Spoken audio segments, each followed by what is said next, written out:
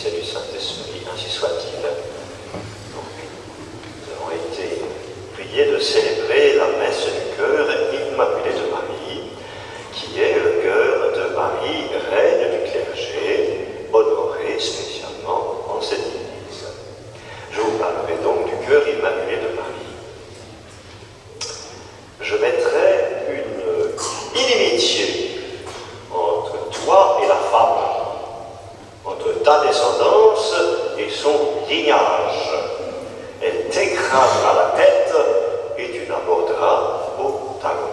Telle fut la malédiction prononcée par Dieu contre le démon sous sa forme de serpent après le péché originel.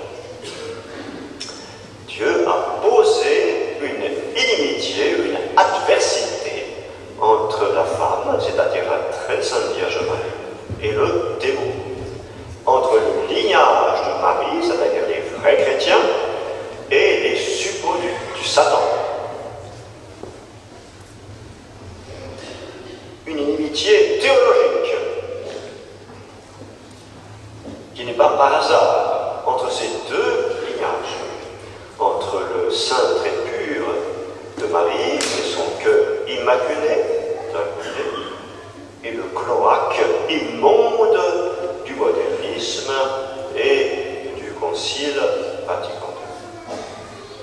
Songeons simplement, nous sommes en 2017, en 1517 c'était la révolte de Luther, en 1717 c'était la fondation de la Grande Loge de Londres, donc le début de la franc-maçonnerie, et en 1917, il y a un siècle, la fondation du communisme et la persécution contre l'Église dans beaucoup de pays, en Russie et au Mexique. C'est donc sous la bannière du cœur immaculé que nous allons continuer le combat. Mais je voudrais d'abord évoquer comment a continué ce combat victorieux du cœur immaculé de Marie il y a 40 ans, le dimanche 27 février 1977, premier dimanche de Carême, où on chantait dans l'introïte, ils m'invoqueront, il m'invoquerait et je l'exaucerai, je le délivrerai et je le glorifierai. Il s'agissait donc d'une délivrance, d'une libération d'une Église qui jusque-là était aux mains du modernisme et que nos pères, donc il y a plus d'une génération, ont pris par la force, une sainte force, pour la libérer. En ce dimanche, l'abbé Monseigneur du Bourget avait convoqué tous les fidèles de ces chapelles parisiennes à la salle de la mutualité. L'abbé Coache avait convoqué aussi tous les membres du combat de la foi à la même salle de la mutualité pour une messe. Mais discrètement, au fur et à mesure que les gens arrivaient, on leur disait « Allez dans l'église, allez vous asseoir dans l'église ». Et le clergé, donc moderniste, Saint-Nicolas, voyait peu à peu, à la fin de la première messe, la nef se boucler d'une foule invraisemblable et commençait à donner des signes d'étonnement et même d'inquiétude, quand brusquement entra la procession. Donc, le Monseigneur du Bourget est encadré par l'abbé Coache et par un autre prêtre fidèle, et avec tous les acolytes, et le clergé, la scola, prêtre, s'avançant jusque donc à la croisée du transept, où il y avait une estrade en voie et un autel mobile, que l'on passa pour venir au maître-autel célébrer la messe sur le maître-autel. Cet événement, chers fidèles, fut couronné de grâce, puisque l'abbé Coache déclara « Nous y sommes, nous y restons ». Et donc on y resta grâce à la garde de Saint-Nicolas, qui depuis lors n'a jamais cessé de veiller sur l'Église, afin qu'elle ne soit pas reprise par les modernistes. Et depuis ce temps-là, c'est une source de grâce immense et incroyable qui a découlé sur tous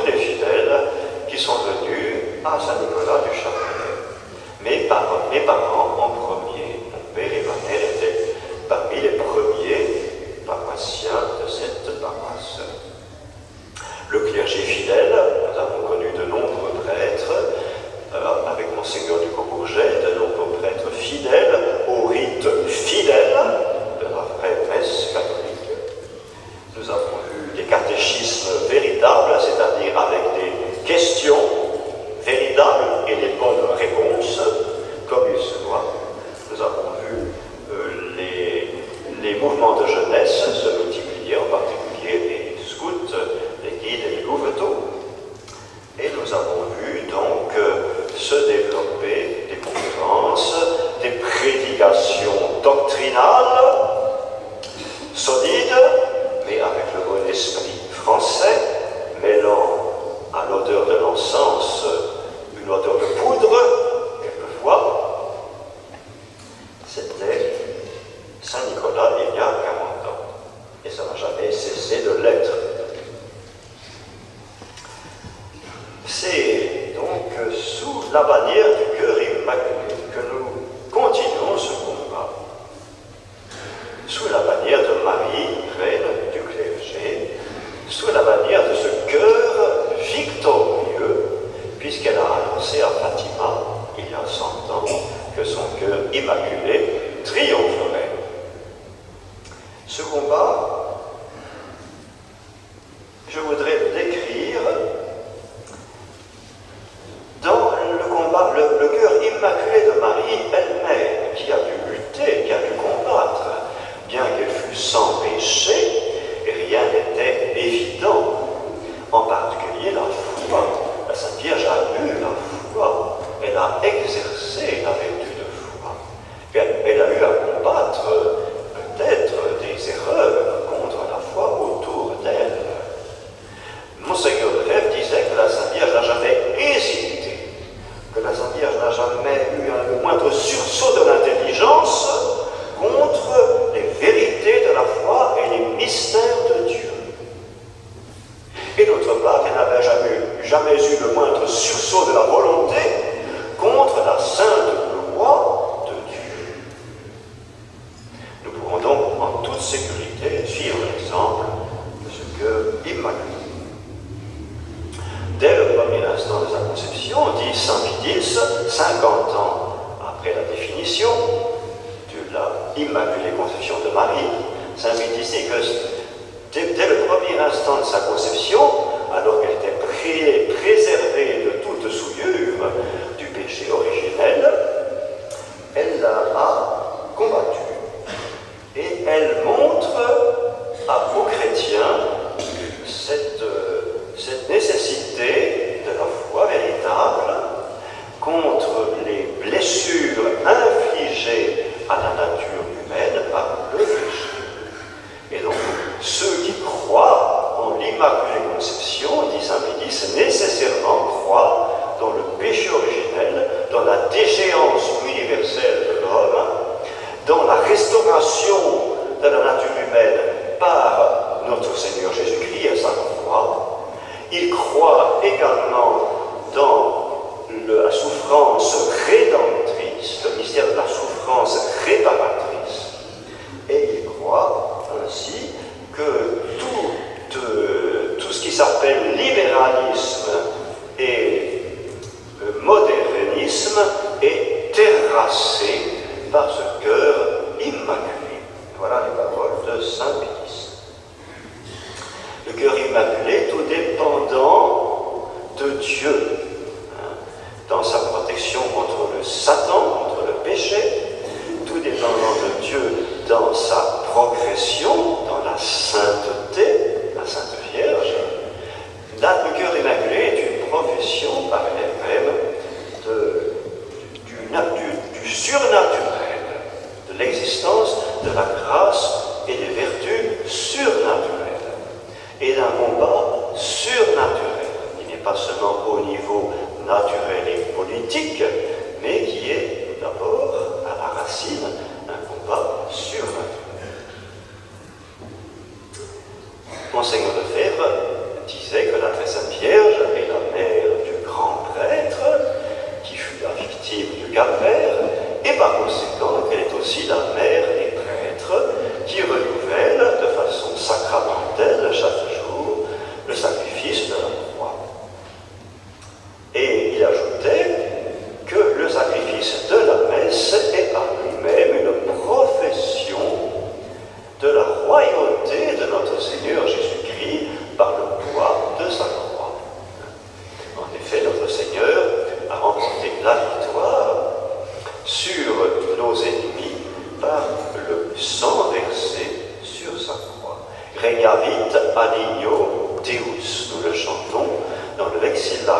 6, le jour des rameaux.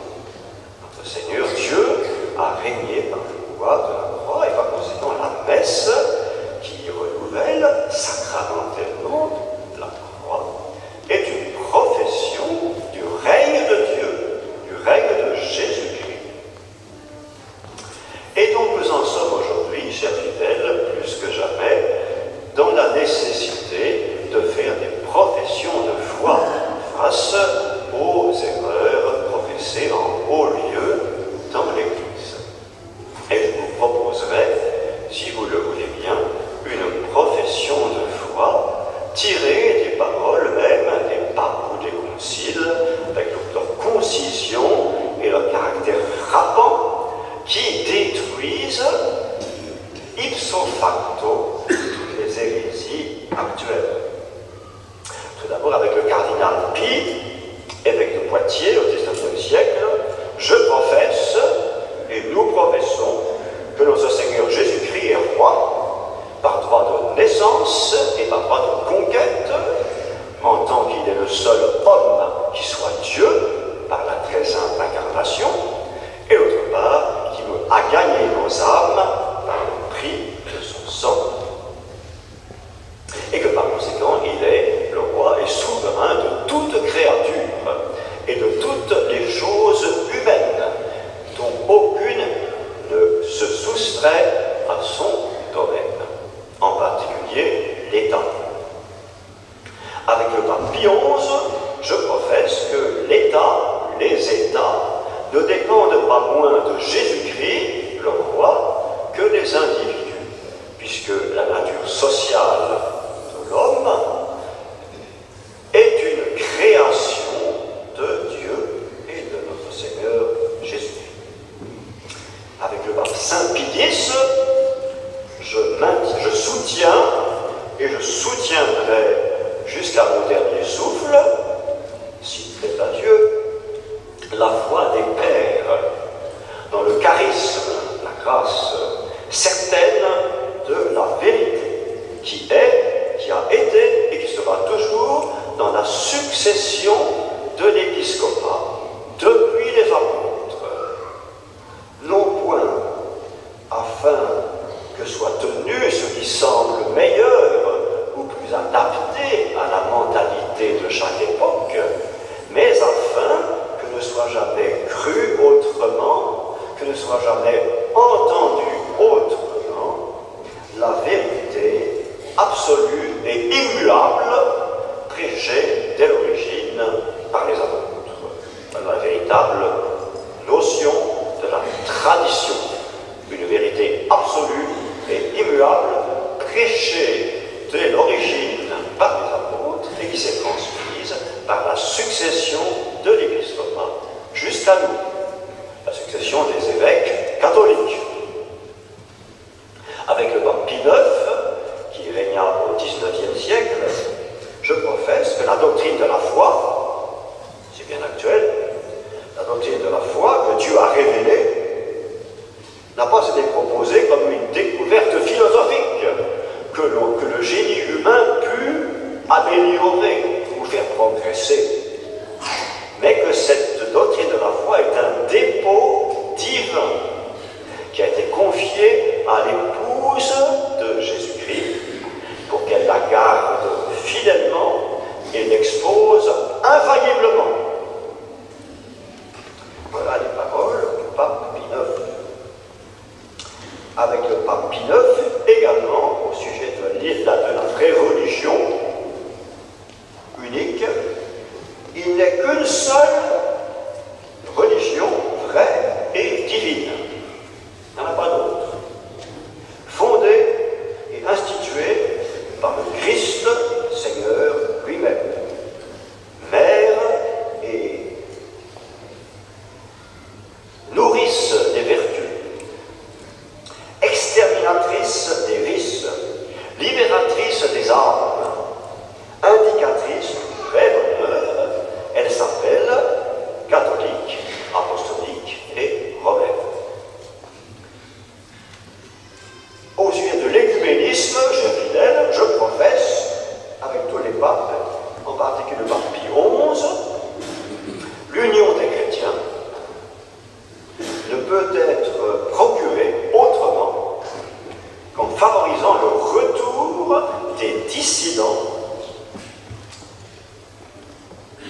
à la seule et véritable Église du Christ qu'ils eurent par le passé le malheur d'abandonner.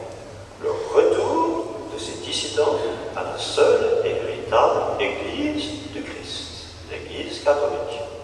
Il n'y a pas d'autre moyen. Et enfin, au sujet de la liberté religieuse, je professe avec le pape Pie XII, parmi les droits humains intangibles se trouve la pleine liberté d'exercer le vrai culte divin. Point. C'est clair et net. Pie XII. Le droit à la pleine liberté d'exercer le vrai culte divin. Quel est le vrai culte divin, cher fidèles? Je m'en fais ça aux enfants du catéchisme, ils répondront, c'est le culte de l'Église catholique. Et par conséquent, les parents catholiques ont un droit strict à des écoles qui correspondent à leurs convictions, c'est-à-dire à la foi catholique. Voilà, telle est ma petite profession de foi. En ce temps où nous avons besoin de professer notre foi catholique face aux adversaires, aux fils du concile, qui tiennent d'autres formules qui sont différentes, qui ne correspondent pas à la foi catholique. Ce cœur immaculé que nous fêtons est un cœur, et par conséquent, il est un cœur aimant, qui nous aime, qui se penche sur nous, avec compassion, mais pour nous relever, avec la fausse miséricorde que l'on professe aujourd'hui dans l'Église. Le cœur immaculé se penche sur nous, pécheurs, pour nous relever, pour nous faire sortir du péché, pour nous mériter la grâce, pour nous établir en état de grâce. Voilà le cœur immaculé de Marie, qui veut que ses enfants lui ressemblent en toute pureté de l'âme. C'est sous ce cœur immaculé que le cœur de Jésus, le Sacré-Cœur, a battu quand il était dans le sein de sa mère. C'est auprès de ce cœur immaculé que Jésus a eu le cœur percé et que ce cœur immaculé fut percé moralement par la lance du soldat, bien à croire. Eh bien, c'est donc auprès de ce cœur immaculé et à l'unisson de ce cœur que nous devons battre nous aussi. Et pour cela, nous devons nous consacrer au cœur immaculé de Marie. Et j'en viendrai à cela, la consécration à Marie, plus exactement à son cœur immaculé, puisque c'est la dernière apparition, révélation publique qui nous parle de la Sainte Vierge sous l'aspect de son cœur immaculé. Notre consécration à Marie doit être par conséquent une consécration à son cœur immaculé. En quoi consiste la consécration au cœur immaculé de Marie? Elle peut consister dans la consécration monfortaine ou toute autre formule, pourvu que ce soit une appartenance entière à ce cœur immaculé, une dépendance entière de ce cœur immaculé. Nous devenons comme la propriété de la Sainte Vierge par cette consécration, afin que nous puissions faire tout par Marie, avec Marie et pour Marie, avec tout pour son cœur immaculé pour le consoler, tout par son cœur immaculé comme ses instruments, et tout pour son cœur immaculé pour son triomphe que nous devons désirer. Et la Sainte Vierge en retour, car cette consécration est un contrat, nous donnons et la Sainte Vierge se donne. Nous allons nous donner à la Sainte Vierge et la Sainte Vierge va se donner à nous. Il y a donc un échange, c'est un contrat entre deux parties. Et la Sainte Vierge, en échange, par conséquent, va nous accepter comme son instrument de choix, par lequel elle va faire ses actions merveilleuses et son apostolat à elle, car cette consécration au cœur immaculé doit être une consécration apostolique,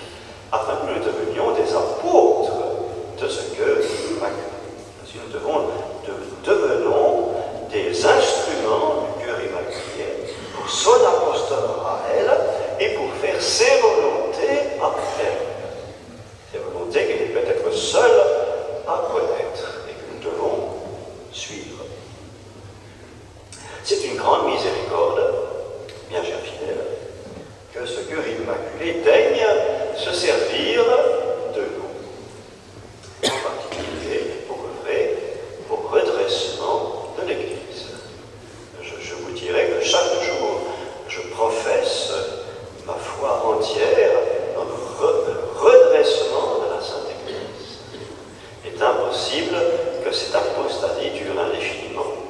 Il est certain que l'Église va se redresser, et à nous à y coopérer par les voies de la Sainte Vierge, par les voies du cœur immaculé, par ses moyens à elle, et nous plaçant sous son entière dépendance